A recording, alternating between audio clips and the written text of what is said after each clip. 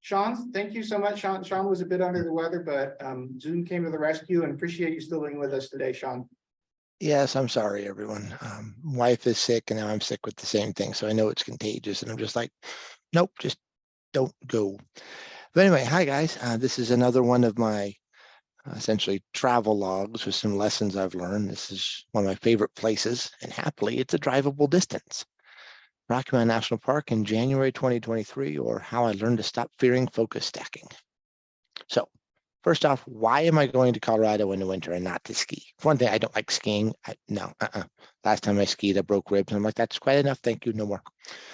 But, well, I love mountains, and I need mountains every year. And this was a neat opportunity. They're beautiful, and the snow can be beautiful. You don't have to drive on it. I think all of us can agree with that. Snow is such a beautiful feature, and we don't get much here. There are far fewer tourists, unless, of course, you're at the ski places. That's not where I was. I went to Rocky Mountain National Park. Sunrise and sunset are much less inconvenient. Kelly and Gail, I'm sure, remember our trip to Western Kansas for astrophotography on the shortest nights of the year. That was not great planning on my part. And then the mountains. Like I said, I love mountains. But best of all, I love winter photos. I love that aesthetic of the white, making everything look so winter wonderland, but being cold sucks. So I decided to go to Rocky Mountain National Park because it's a less expensive trip. I can drive there, no flight necessary, no rental car. So drove out there, checked weather to ensure good travel conditions. We've all heard about, 70 getting shut down, and my weather was perfect, except for like one evening afternoon. The weather was otherwise just perfect the whole time. I was very fortunate. Just took I-70 out to Denver and around Denver, no problem. But I also have something, I'm not going to go over my full gear stuff. That's not what this is about. But I took film too, because I am, after all, a millennial, and millennials like to bring back old things. I have a 35 millimeter kit, Nikon autofocus kit, but I also have a manual focus Bronica 645 kit that I used on the trip, and I really enjoyed the film. So you guys can play spot the film photos as I'm going through the presentation. Okay, and I also, of course, had to take my teddy bears. This one right here, the smaller, is my buddy Gerald, which you guys probably remember from all of my previous trips. Well, Michael insisted I take another buddy on this trip too, so I had two bears, and there you go. There's the proof that we were there.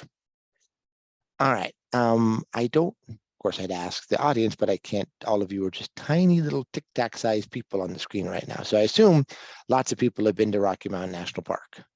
Here's the map of the whole thing on the left. Denver's way down here, and it's a long drive to get from here over to this side. The short way to do it is Trail Ridge Road, but it's just shut down due to, well, the fact that it's like at 12,000 feet from maybe end of September, beginning of October to like Memorial Day. So yeah, there was never any shot at me crossing that, which is okay. So I spent my whole time on this side, which is what I zoomed in over here. Here's Estes Park, beautiful, very expensive mountain town right there, the gateway to Rocky Mountain National Park. I stayed right up here, right up in the Fall River area. And then Trail Ridge Road, which you can take across, which is this spaghetti noodle stretching across, shuts off right there at Mini Parks Curve. Well, the cool part is you can still get way up it anytime, well, so long as the roads are clear. And interestingly, you guys see which sides the mountains are on. This was the iciest part of all the driving I had, was actually Trail Ridge Road. But very pretty drive up, steep, hard drive up. Mini Parks Curve is beautiful. Spent the first afternoon there, and then lots of time at Moraine. You drive in, you come through here. There's two ways to get in. You can come here, and you can make that loop, or you can come in the south entrance from Estes and come this way. Moraine Park, and you also have Glacier Basin and Sprague Lake, which we'll see, and then also Dream Lake, which is right there at 9,921 feet in January before dawn on purpose. It was worth it. We also spent a lot of time at Lily Lake. I say we because I was actually there with as part of a tour group with Dan Ballard. It was interesting. I'll talk about that more later, but I'm glad I went. It was really neat. I never got all the way down to Wild Basin. I thought about it, but there was some lousy weather that morning, so I'm glad I actually retreated and came back up and got the photos I got. Okay, so like I said, the first place was up here at Mini Parks Curve. And this was my first view. This is of Mini Park's curve. Sun starting to set. It was, I don't know, 3 o'clock, 3:30, something like that when I got there. And but of course, these mountains are so tall that it effectively sets earlier. So you get this wonderful view out over the valley. I love the shadows and I love the patches of light.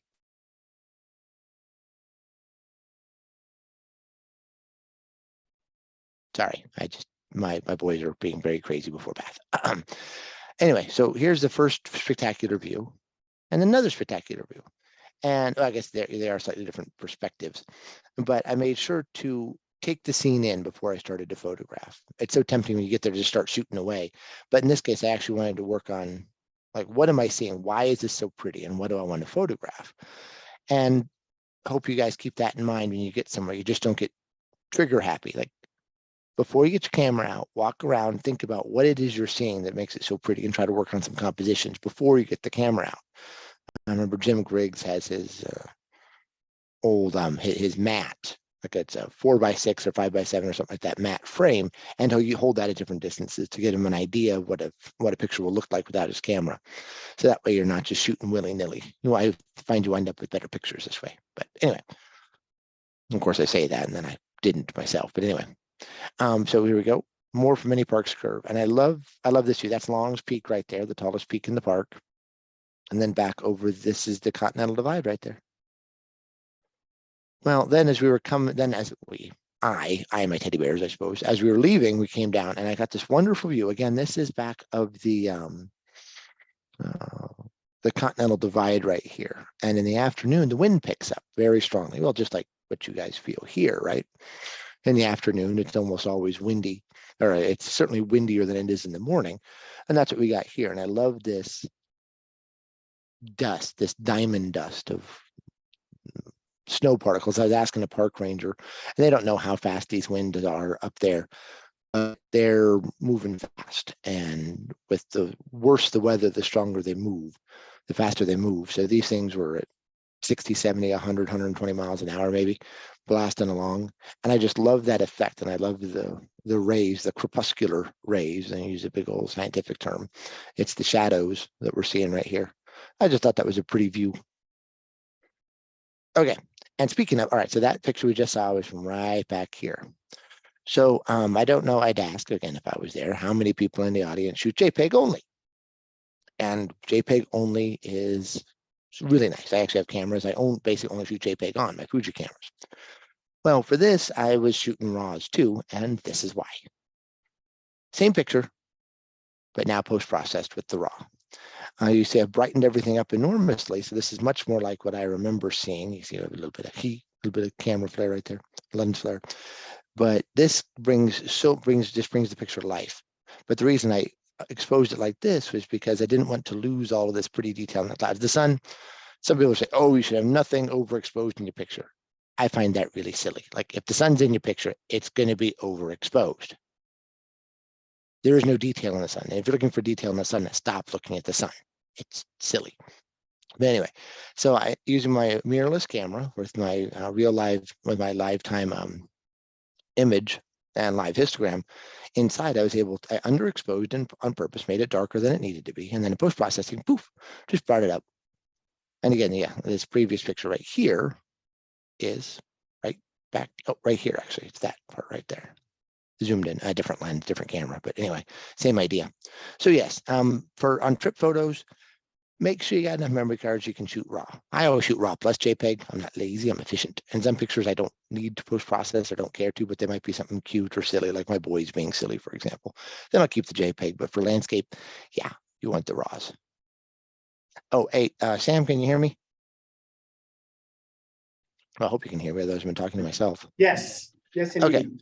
Okay, because I'm not there, I don't know how to handle questions. I have no idea how to handle questions. Yeah, so we've got the people in the room, you know, with this microphone we've got. I think they can just speak to you and you can probably hear them, and okay, and we'll do it that way. But then for those of us watching online, of course, you know, can type in the chat or the Q&A, and that'll come up and we can do it that way. And then I'm monitoring the Facebook feed if anybody has questions on Facebook. okay, okay.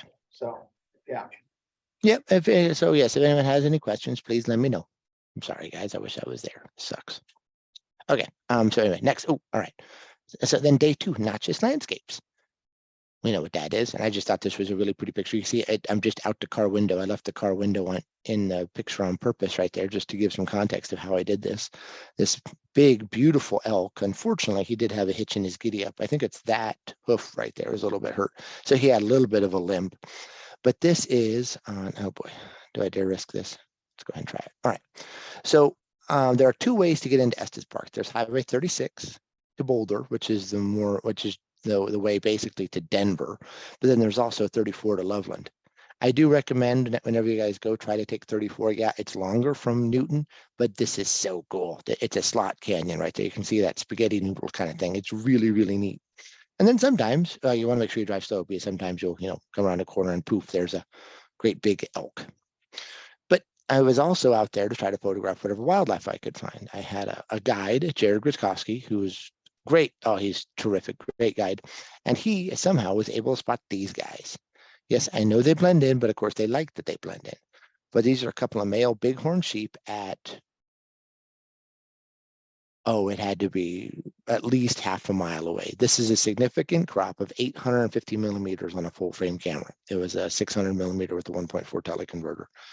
This is a very long way off, but still, I think the picture turned out pretty cool considering the light wasn't great. Just the fact that we could see them made me happy. But yep, I wanted to see some bighorns because, we have these guys up in Maxwell. I see them every winter. These guys, not so much. But this was really neat. And then later that morning, we found all the girls. Hope you can see them okay on the screen there. I don't know how good the contrast is. I thought this was neat because you have this very sheer rock face and they're just hanging out. The girls are used to it. That's what they do. Then there's also a dipper. I love dippers. Well, actually, I love birds. I love songbirds. And the dipper is North America's, what's the term? North America's only aquatic songbird, I think. But yep, this little fluffy guy was swimming in the water. I don't have any good pictures of him swimming in the water. It's just really fun to watch him. And you see how cold it is. We have this snow right here, and he's up on this little rock. So you got to figure his little feet are basically at freezing. But nope, he'd hop his fluffy little body in the water and go look for little aquatic bugs and things to eat in the water. It was really fun to watch him. This is my favorite picture of him, though. I love that. That rule from, I've learned from like Jim Griggs, for example.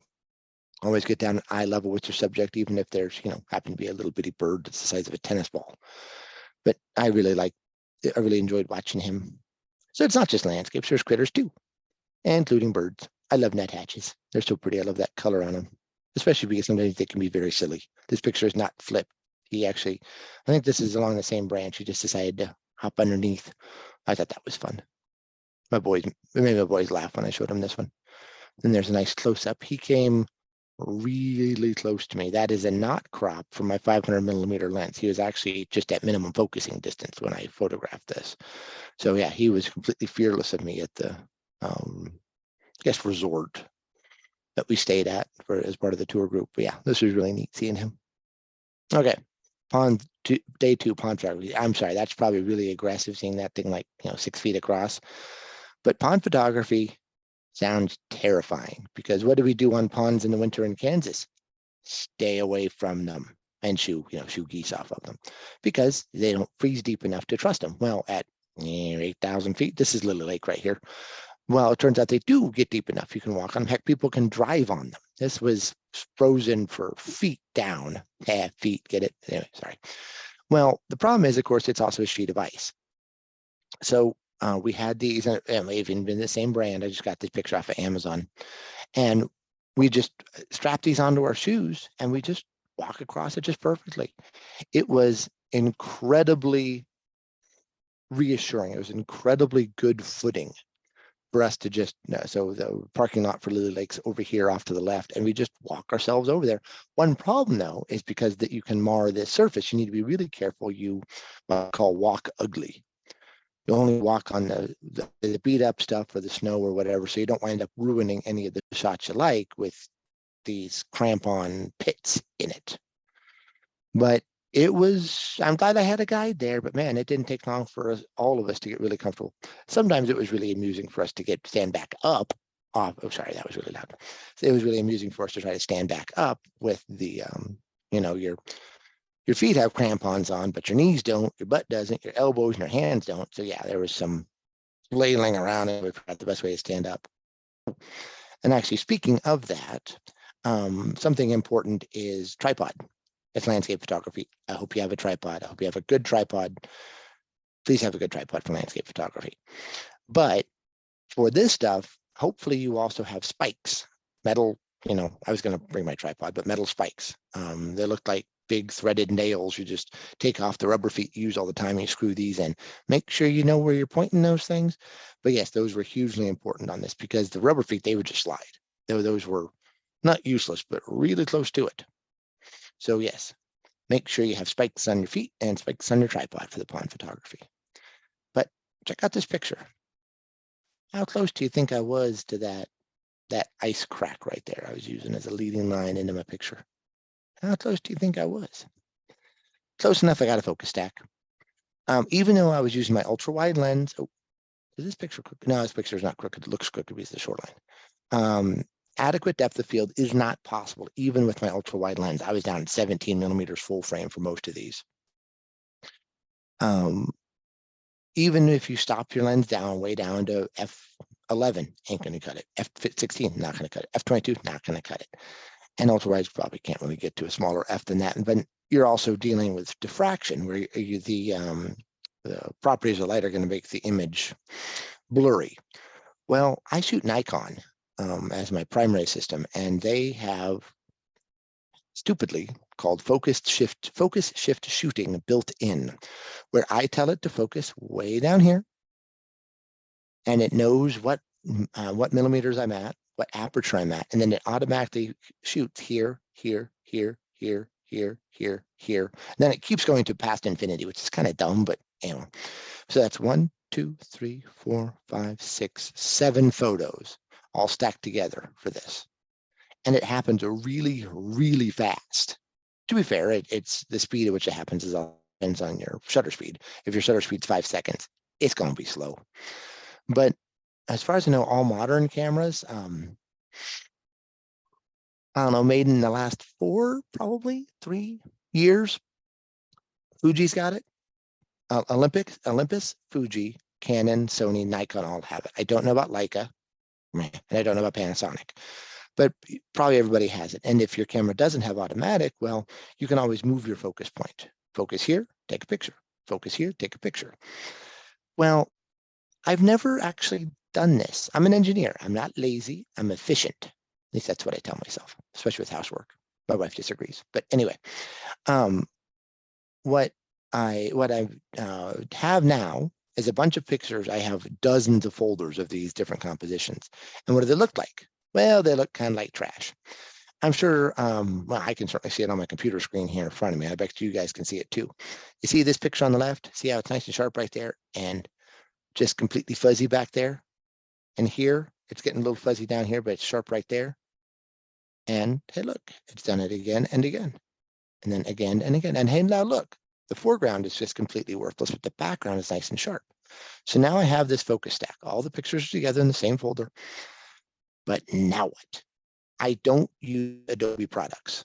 I use PDFs at work because, of course, I have to. Otherwise, I use Capture One for my post-processing software I talked about earlier, the post-processing with the really dark picture.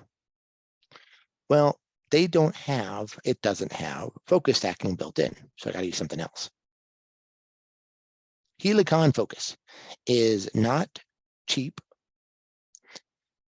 but it's also incredibly easy. I'm using the wrong computer, otherwise, heck, I could give you guys a demo. Anyway, this is just a screenshot of the user interface. You come up here to File, Open Images. You just import all of the JPEGs that you want. JPEGs. You could do RAW. I would render photos out of Capture One, then import the JPEGs into here, and then import them. Hit Render. It would slam them together, and then I could just hit File, Save As. That's it. Not to say I did this last minute, but I did all of the focus stack images you see here in a total of less than an hour. And actually most of that time was just processing on the computer. I love how this turned out. So you see this one right here. So this is the background in focus image. You see how blurry this is. Well, it renders this out. So you see this beautiful line right here leading to that fantastical pink and purples. No, it's not a great composition. I just think it's a fun picture. And you see here's my stack. 1, 2, 3, 4, 5, 6, 7, 8, 9, 10. 10 images. It was assembled in less than a minute. Focus stacking always works best with stuff that's not moving. I actually have some long exposure stuff where the sky is badly messed up because the clouds moved between images or during images. I don't think I have any, hopefully I don't have any in this presentation, but in that case, it has retouching tools where you can just, take out some of those. Like the software doesn't know what like a sharp cloud is, but when a cloud looks weird, when it looks like, a comb or something. You can focus stack anything that's moving slow enough that it doesn't matter. Like this ice ain't going anywhere. Those trees back there, not really going anywhere. They're so far away that doesn't really make much of a difference. Some people like to try to focus stack bugs or reptiles or other potentially mobile things. I don't know how they do it. I'd like to try, but I don't know how they do it. And also be kind to animals. Some people like put critters into the fridge or the freezer. Please don't do that. But to be fair, I guess they're not moving at that point. Anyway, I'm blabbering. The fundamental part is that focus stacking stuff is really, really simple. So simple that I have this post-process down here to bring out these cool, what a terrible pun, these ice shapes right here with the neat cracks in them and the texture and the color, and then post-process back here to make sure it looks how you want to, and then just put them together. I really like this one. It's this is like probably some vegetation under the water that is decomposing and let up the gas bubbles, but they all froze. Of course, you see that everywhere. You see that here too, especially right here. These funny like upside down hamburgers. But here, I just thought that was a really neat effect, and I love how then it comes down and have these two gentle lines leading back into this beautiful view of the mountains back there. I just thought this one was really neat.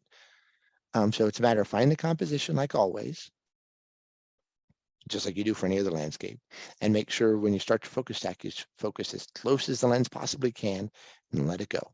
This very bottom part of the image doesn't really have to be in sharp focus because the focus will, the sharpness will. Are you standing on ice when you're taking this photo with those cleats? Wow, that was loud. Yes. Well, actually, in this case, I'm pretty sure I was on my belly, but yes, I'm on the ice for all of these pictures. Yes. Okay. Yep. So yes, you just line up the composition. Then I just let my focus shift shooting fire away and got my stack, and then I took it home and post-processed it. So yeah, this is not to Dream Lake. This is actually on the way home, on the way back to the car from Dream Lake. If you've been to Rocky Mountain National Park any time of year, you've probably seen the enormously full parking lot at Bear Lake. Well, this is Dream Lake. It is 1.5 miles or so up about, is it 1,500, 1,700 feet? So it's a pretty steep climb in the dark. We got there before dawn. In the fiercest weather we had. See, that's part of, actually, I guess I think that's my whole crew right there. And it was pretty neat. Yes, I have the tree leaning in right here. I kind of like just how warped it is, gives you that kind of otherworldly sense, as though the blasting snow and the cracks, and you see some people back there too, weren't enough. But again, I'm out there on Dream Lake, frozen, feet thick, no hazard there. And the problem was this was the view actually up at the Continental Divide. Nothing. But that sure is a cool ice crack canyon thing right there.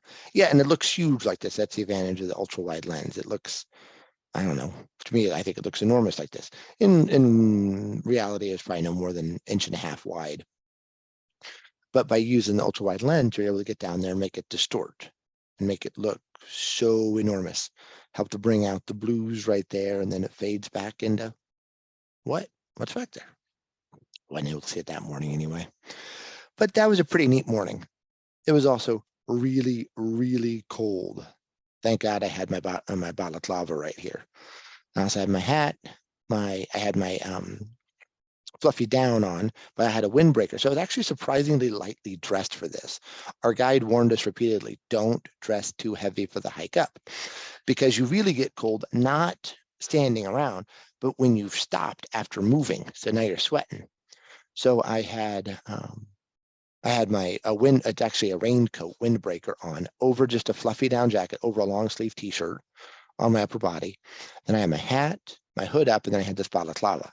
Balaclava was hugely important because the wind up here was absolutely ferocious and had ice particles, which hurt a bit. You see, the teddy bear does not look happy to be there, but I was fine. I could not believe how warm I was. And that's not true. I did also have hand warmers in my shoes and in my gloves. The hand warmers, the chemical iron hand warmers, absolutely critical for this stuff. My body was fine, but if your hands are super numb, you can't take a picture. Well, it's not much fun. So here, thanks to the chemical hand warmers, I was fine, and they lasted a long time too. But anyway, I just think this is fun. It gives a nice environmental shot. You see that those smeared little ice crystals right there. There's my Z9, my 24, my 70 to 200, and the teddy bear looks real thrilled to be there, as you can tell. And you can see all the little snow particles blasting off back here. It was amazing. Oh, got a question. Oh, excellent. Thank you, Nancy. Did the cold impact camera performance? Not in the slightest. Batteries probably, but really I never even noticed any problems with that. I've got Nikon kit. I got a Z9 here. They're top professional body because I'm insane and my wife's very indulgent. And I have a Nikon Z7. They're semi-professional, whatever, close to professional body, and a Z6. So I had three Nikons, and no, my only issue was ever battery. Oh, that's not true. Battery life, and also the LCD on the back of the camera gets real sluggish. I've even seen this at like freeze your buns off. When the camera gets cold, the LCD on the back just moves slow, and it's no damage, and it works fine when it warms back up. I just think it's really funny. Like, oh, it's cold out here. The camera's moving slow. Lenses were great. Tripod was fine. Teddy bear was frozen. Yeah, life was good. That was I really like this photo just for the atmosphere it gives. Well, in addition to up the lake, down the lake, well, you can also look straight down on the lake. I thought this was cool. I like the red rocks. Yeah, it'd be great if some of the snow wasn't exactly where it was, but I didn't dare mess with it. This is how it's formed naturally. I like the cracks, the diffraction patterns, or yes, it's diffraction, yeah, probably around those cracks. I thought that just turned out beautifully. But it's a good reminder, be sure to look down when you're out photographing things. So look up the valley, down the valley, but also if it might be somewhere neat, look straight down. That could be really cool. I like this one. Again, not a great picture. And I don't know what happened with the back of this tray. I know I composed this intentionally, but I forget why I cut the back of it off. But again, you get the streaks of the snow blasting off the ice, blasting off the mountains. And you see how, just like our trees tend to be warped. So their branches all point north. Here, they all point, what is this, kind of northeast from where the prevailing winds have hammered it for the years of its growth. I like the twisting in it too. And then here's my favorite shot from the trip. Yes, I know I have a great big snow flurry right there. I have a version where I took that out, and I have versions where I left it in. I like it left in because it helps to add to the atmosphere, I think, of this whole image, because we have this spectacular sunrise up over the mountains and in a snowstorm. It's a golden snow. I'm not going to call it yellow snow. It's a golden snowstorm right on us, and it was absolutely spectacular. I love this effect. This is the kind of stuff I was hoping for. You got the snow in the trees, you got the pretty snow curves everywhere, and then you have the snow in the air. I really like this photo. But then there's this one. Just the same shot, just kind of zoomed in a bit, pointing down so the sun's not directly in frame anymore.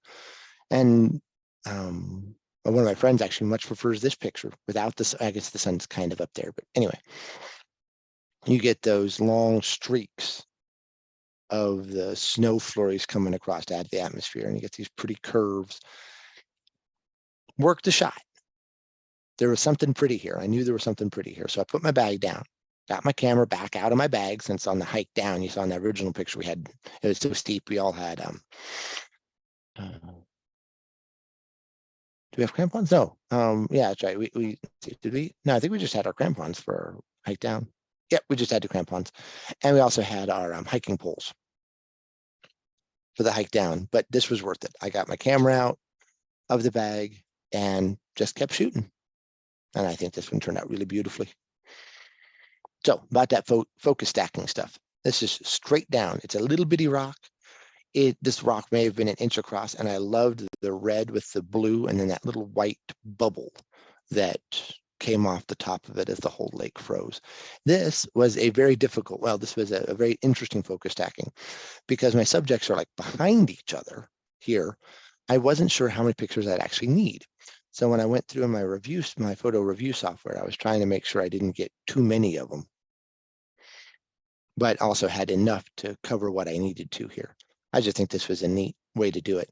I'm zoomed in pretty far to get just the composition I wanted with that line coming across and the rock just centered up. And it was a neat experience. I enjoyed that. But the photos, the processing of the photos is the same as what I said before. Process the JPEGs in Capture One, export them, and then stack them in Helicon. And Helicon handled it no problem. This is fun. I like this big snowberg and the little snowberg. I just thought this was a neat composition. Yeah, these little snow pieces right here were stuck to the ice. Like they didn't move through all of the strong winds. I thought that was interesting. You also see the texture of the ice too, all the little pock marks everywhere. Okay, day 3, more pond photography. You've already seen this picture once, but we did lots of pond photography on this trip because that's what the weather facilitated. And it was unfortunate. We had an afternoon, a morning, an afternoon, then a morning, and all of them were ponds, which is not what our tour guide Dan wanted, but those were the best options we had just due to weather. Okay. But then that last one, we got this. This is actually a cell phone shot, because this is an incredibly wide scene, and maybe I could have gotten it. I would have had to have done a vertical panorama with my 17mm full frame lens, and I just didn't. But I love that. It looks like an orange dragon that comes down and is reflected. Yes, one of my favorite shots from this trip was a cell phone shot. I am so ashamed. But it's easy. It sure was a spectacular sight right there. And I love that orange with this jade kind of blue-green color. And then that ice crack with the pretty smooth shapes. I thought it was neat. Okay. Well, then eventually the tour ended and I had time just to do what I wanted. This is one of my favorite shots of the trip. That's the Front Range. That's Long's Peak over there. And then those are the same mountains. I forget which ones. I think it might be these two, I think. Dream Lake is at the foot of kind of down here in the bottom of those two mountains. This is on the kind of northeast side of Estes Park, looking back at the Front Range, or the Continental Divide. And I just think this is nice. I love the old school fence coming down here, and I love how the colors turned out from this film photo. Oh, it's film. Sorry, damn, I spoiled that. Anyway, this was just a neat one. I enjoy this, and you still get that same kind of softness of the snow getting blasted over the mountains. And again, worked the scene, different lens, zoomed in a bit just on the big guys out there, got the fence along the bottom. It was a beautiful afternoon. And yes, note that these are not golden hour. These were just photos that I enjoyed out in the middle of the day because this is when I had time to go for a walk. This is Alluvial Fan. For those of you who've been there, you remember this, where there was that massive flood 45 years ago, I think. It washed all these rocks down and have this cool winding walking path. I thought it looked really neat in the snow. But I made sure that, hey, I'm not there for very long, so make sure I continue to enjoy whatever photos I can get doing this spectacular tree. That's such a cool effect. And more back of that same mountain range. I went back to that same overlook spot a few times to enjoy that view. Here we're getting closer to sunset. The light's getting more golden, but it's still lots of light coming down. And there's day 4. And there's also possible to do too much of the same thing. I was at Moraine View. I forget what that's called. But moraine is I think it's the technical term for a valley carved by glaciers. And this is one of the main areas in the park where people can stop, because you have these beautiful, you have this flat plain and this beautiful view of these mountains back here. Well, in this case, the sun's rising, not directly behind me, more off kind of left 3/4 of me. So it actually provides some really beautiful light. Here you go. As the morning proceeded. But I also took a lot of pictures here. I thought this was fun. I like that you can actually, there's a little bit of detail. I don't know if you can see it, but there's a little bit of detail in the moon. I just thought that was a neat addition to the photo. Then we have the light shooting through a valley, so you wind up with those trees highlighted. Well, again, I was working the scene. I didn't hardly move at all. I was just photographing, zooming in on different parts of the scene, just whatever caught my eye. And this hill's lit up, that part of the hill's lit up.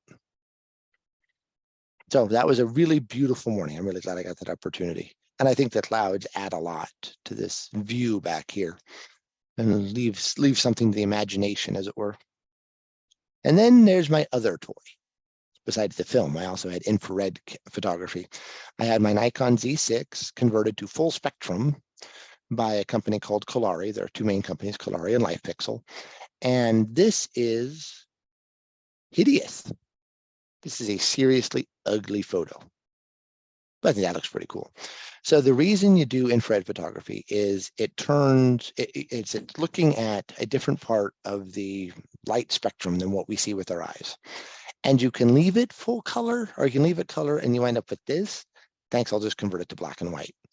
And what it really does is it turns green, white, or pale gray, and it turns blue, black.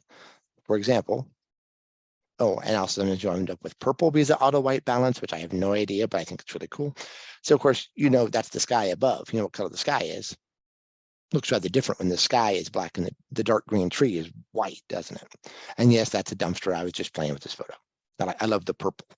I leave my camera on auto white balance. It's auto white balance in black and white because I don't know that it makes a whole lot of difference. So I thought this was really funny when I actually pulled the raw file. I usually just use the JPEGs out of these. But again, it's such a neat, it inverts what we expect this to look like, because in real life, those trees are dark green. Here, they're white. And then the sky is, instead of being the bright blue, is that gray color. It provides a really neat effect. I love this one in particular with the leading lines and the curves up there in the top right. I thought that one turned out really beautifully. And then the picnic tables, you know what that's for. I was having lots of fun with my wide angle, with my ultra wide zoom for these, photographing just whatever I wanted as I walked around the park. I'm excited to get out and use this more now. But yes, the infrared was really fun. Well, something I always enjoy when I go to a new place is what do I find there that I wasn't expecting to find? I remember my dad always really enjoyed ponderosa pine trees. Don't know why, he did. So I thought it was really fun that I just fell in love with these ponderosa groves on the drive. You guys remember that drive from Estes down to Bear Lake? Yeah, this was just right off one of my park in, it's like a summertime employee lodging. There's had a driveway down there, which wasn't plowed, but it wasn't deep and it was good traction on the gravel. So I just park right there and just go for a walk. I've maybe watched too many British photographers, but I really enjoy woodland photography, so I thought I'd give it a shot. And the aspect ratio here is very intentional. And you'll see why in a little bit. I just thought this was beautiful. I love that green with the red orange of the trees and then the white of the snow and then the gold grass. I just think it's a beautiful scene. There you go. This one I think is a bit too busy, but I think it does give a nice sense of place. Sorry, I don't know why I did. My microphone doesn't seem to like the P sound. Sorry about that. And just working the scene again, trying to figure out how to set this up so I didn't have too much overlap between these trees back there and include just what I want to and nothing that I don't. It's a very high dynamic range, as you can see from the white snow and the very bright highlights and then the shade too. So it's a hard way to photograph, at least with the direct sun. But I also thought I added a lot. But it's not just the whiters. I also enjoy getting in there on the bark. It's pink, which I don't get from here. I sure get from here. And the tree bark is in fact pink, and you wind up with these beautiful patterns and all the different colors. I see orange, I see amber, I see yellow, I see pink, I see brown. It's a pretty spot. Okay, so now back to aspect ratios. Now I think this is a pretty neat photo. This is cropped from the original. It's 1:2, not 3:2. But I think this is a pretty neat photo. I do enjoy these crisscross right here. And I enjoy how vertical it is. And you see a little bit of the blue sky up there, but I'm not sure the blue sky adds much. So what happens when I crop it? I think this gives a very strong lead into the photo. Yeah, I've got that thing's kind of unfortunate over there, but hey, it's part of the scene. But I think this one is just a pretty scene, but I think this one is much more of a journey photo. We have these kind of leading line coming in from the left curve, then from the right side curve. That's leading you into the woods. Like what's back there? And especially as it gets darker right there, like you're curious what's going on. I really like how this one turned out. And this is the same photo, but this one's cropped. And I don't know about you, but I definitely like the cropped version better. I found that I really enjoy panoramas, the traditional 1:3 or thereabouts, 1:2.5, 1:3, 1:3.5, whatever. Aspect ratio. Maybe it's because I'm from Kansas and I'm used to wide scenes. I don't know. Excuse me. Sorry, I'm yawning. I can imagine how tired you guys are getting. But I thought this was neat. And again, wide crop. But in this case, I don't know which one I like better here. That's why it's fun to play with digital. I can do either one. I can I can take the same image, crop it 2 different ways, and compare them directly in the software. But that's something that's something else I hope you keep in mind. Please don't ever be confined to the aspect ratio that your sensor is. My cell phone, I'm pretty sure it's a 4:3 or 3:4, whatever. And my cameras are 3:2. Micro Four Thirds are 4:3. My medium format is 4:3. That's the starting point, not the ending point. Crop it however you'd like. But I think I'm really enjoying these extra wide ones. Then some very different trees. Yeah, this is not a great one. This is kind of a grab shot on the way home, but I sure do like the aspens, even if they are naked. I love that white. Day 5, homeward bound. And do you ever have a morning that's absolutely spectacular and completely the wrong direction? Sorry, again, that P sound. Yeah, that was my last morning. This is an amazing sky in completely the wrong direction. Of course, that's east, that's the sunrise.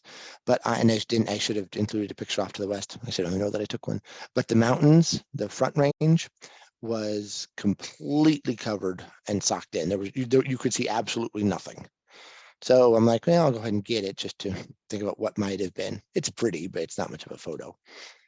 See, there's my car. But still, it was nice to see some color. And then on the way home, I made sure to shoot just pretty scenes I saw just out the car window as I'm flying along I-70. I thought this was pretty. I love the gold grass and the snow, and then the elevators and the blue sky. There's windmills. Some people really don't like windmills. I think they're pretty. Lord knows we need the power. And that's my presentation. That's a lot of slides you guys suffered through. Sorry.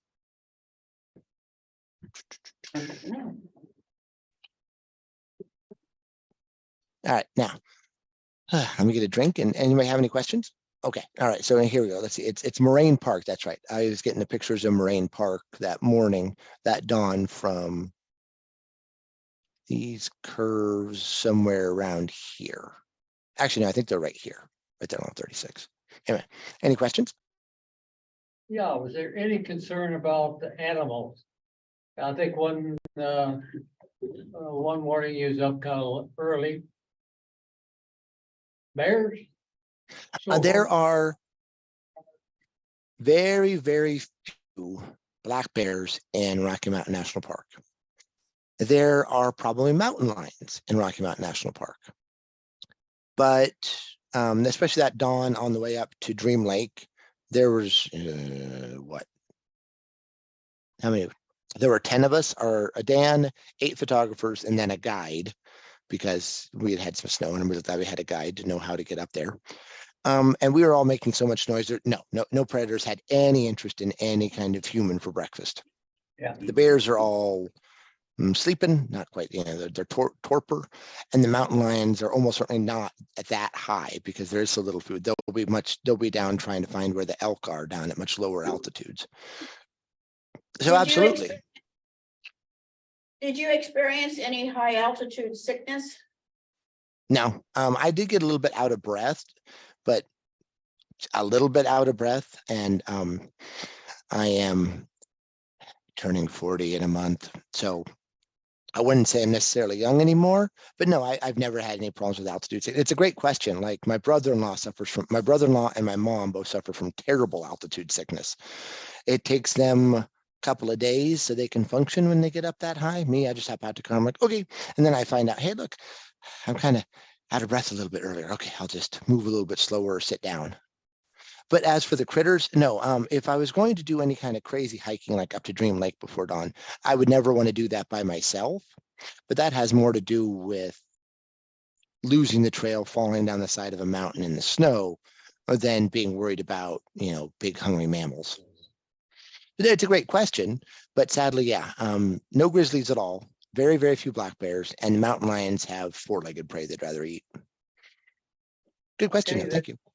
Talking about bears, how about that little stuffed one? It has to be a short one along with that. Oh yeah. So I am there he is. His name is Geralt of Rivia.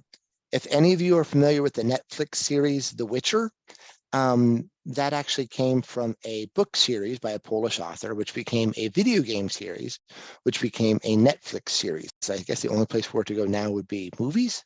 Anyway, so he is Geralt of Rivia, and he is a witcher, not a witch, but a witcher with the ER on the end, and he is a monster hunter. And before my first ever solo photo trip, my older son insisted I have a travel buddy, and he gave me Geralt to protect me from monsters. And what do you know? I've never seen a monster on any of my trips. Geralt is doing his job. Yes, and he's been in, I'm sure I can find it on here somewhere. I guess I'm actually curious. I don't know how much you guys are seeing right now, but I can go back in here and you guys will see he's been in all of my presentations I've done for for Fourth Tuesday photography. He goes with me on all of my big trips. Out of Death Valley. Question. How much Yes. did you use a tripod? Sorry, what was that? How much did you use a tripod? Oh, about everything. See, there he is. There he is at Death Valley with me. Anyway, all the time. For my film camera, especially for the medium format, because it's slow film and small apertures for depth of field, because the negative's so big, is always low shutter speeds. And then especially for focus stacking, like conceivably, yeah, probably if you're really steady, you could hold it still for wildlife. No tripod. My 500mm lens is small and lightweight, no problem. But for this, yeah, for all of the landscapey stuff, yeah, I was on a tripod. Because for focus stacking, thank you, that's a good question. With the tripod, focus stacking, you want to make sure there aren't small jitters between frames, because that can confuse, especially less specialized software like Photoshop. It can really get confused if there's small misalignments, like in this line right here, for example. Between frames, you can get really lost. But no, I was on a tripod all the time for my landscape shots. But it was also important that I only dug the tripod out after I found something I liked. Because famously, tripods, grow legs or they grow roots and they don't want to move. So find your shot and then get the tripod out. Like this one, there's no way I would have found this walking way over here if I'd been, if I'd had the tripod too. So thank you. This was handheld. This was So handheld. This was handheld. focus- This was actually on the tripod. Sorry. Sean Samer, this focus stacking, you said that it's only been available to Nope. the average photographer for the last few years? Is that No, right? for where your camera can do it itself. I assume it was probably Olympus. Olympus is the first for all sorts of computational photography things. Where like your camera will go in and take the pictures itself. I mean, you've been able to do focus stacking. Presumably you could do it with film too, if you wanted to like splice the negatives together, I guess. But for digital photography, it's always been possible. You're looking through the viewfinder and you focus as close as you can. And then you focus out and you focus out, focus out. And that is, it's slower. And of course, you're touching the camera in between as you're moving your focus point. So there's the chance to, you know, mess up your composition. But in this case, it makes it really easy because the camera locks white balance, aperture, shutter speed, ISO.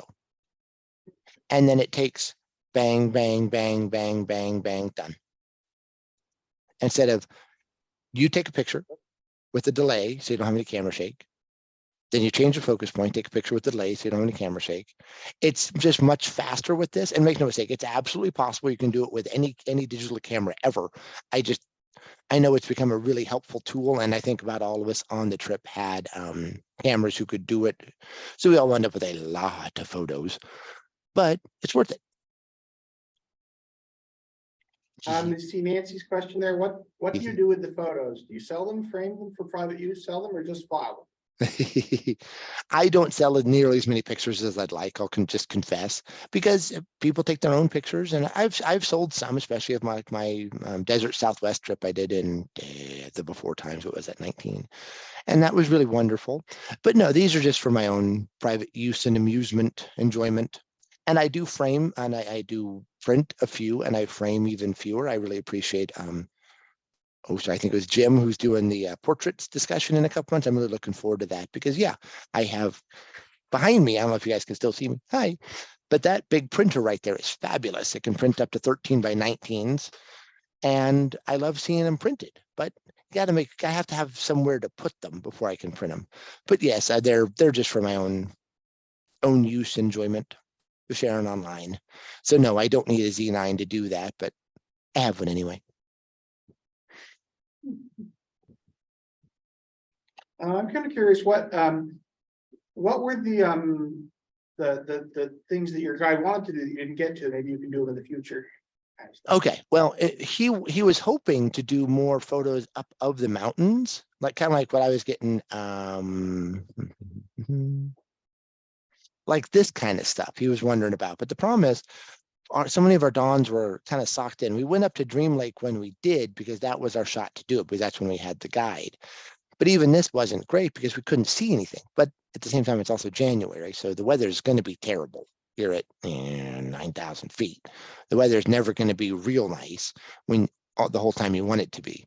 But that's what he was hoping to do. And I think we could have done more. He was doing a number of like classroom discussions where it was, some of the classmates got a lot out of it anyway. He was talking about how he post-processes and stuff like that. And not to be arrogant, but I know how I post-process. I post-process very simply. I don't like the massively over-processed pictures. Even this one here, I am including this one more as an example of shooting raw versus necessarily a photo I really enjoy with that post-processing. Here, for the focus stacking, I did a little bit more to make sure I emphasized the foreground, but I don't do a whole lot of post-processing. Again, I'm not lazy, I'm efficient. Well, that's because you're good. Oh, thank you. I like Well, your actually, photos. I like your photos because when I see one, I feel like I could be there. You know, like I'm there. Well, thank you. And that's actually, so now I appreciate that. Yeah, I see we have another question here, but that feeling of being there, I think is so important, like what Nancy asked about selling, because it turns out that photographers usually sell pictures of the really famous stuff because people want to be reminded of when they were there. And if you're taking a picture for a reason. Figure out what that reason is. Don't just spray and pray. That doesn't go well, unless maybe you're at Maxwell and get really lucky. I've done that. But anyway, for this, like, think about it. I like this tree right here. I like that ridge line, and I like those mountains out there. But I also want to include a sense of like, well, like she said, like being there, a sense of place. Like right here, you can see I was right down there on the snow watching this little dipper. And it's important to take advantage of that and then ultra wide lens, that bringing the viewer in sense, I think is really important too, because I have to be close. I'm inches away from my foregrounds in all of these, and you can tell because of how detailed the foregrounds are. That's an important part of the experience of the bringing people into the photo. Oh, well, thank you. No, thank you, Nancy. She says, you are good. I am good. Thank you. Oh, thanks. Yeah. Well, thank you so much, guys. I'm happy to answer more questions about what I was doing, techniques, Capture One. Well. Mhm. Where are you going next? Where am I going next? Well, Yeah. I was supposed to be, actually, this was supposed to be a different talk. Like I said, I have an incredibly indulgent wife. I love you, honey. She's currently fighting with the boys right now, trying to get them to bed. Well, I was supposed to go to Zion National Park the first week of November last year, but there was a bad weather front that came through. And if anybody's been to Zion, I've never been, but I studied the geography. It's a big slot canyon, which means if there's a chance of rain upstream, you're going to die.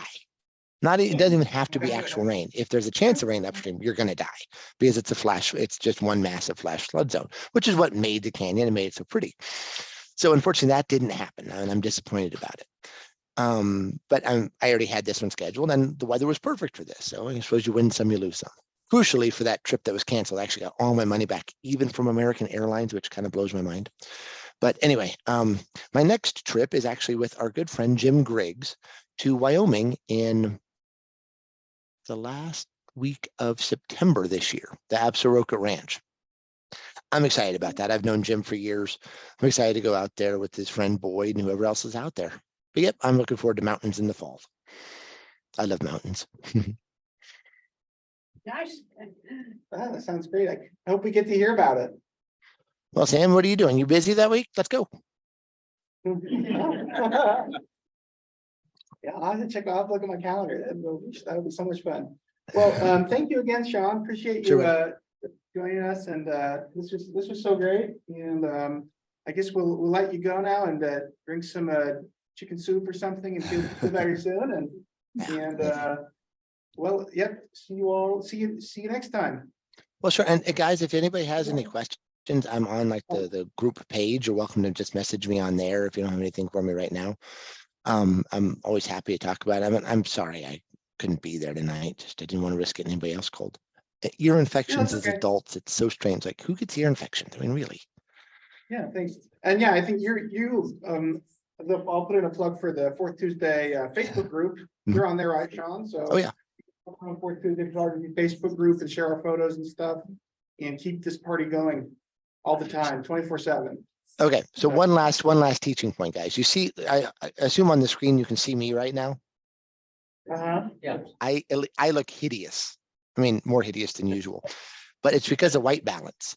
So that's something else to keep in mind very carefully with your photos. And I was actually doing this with my photos that you saw in the presentation.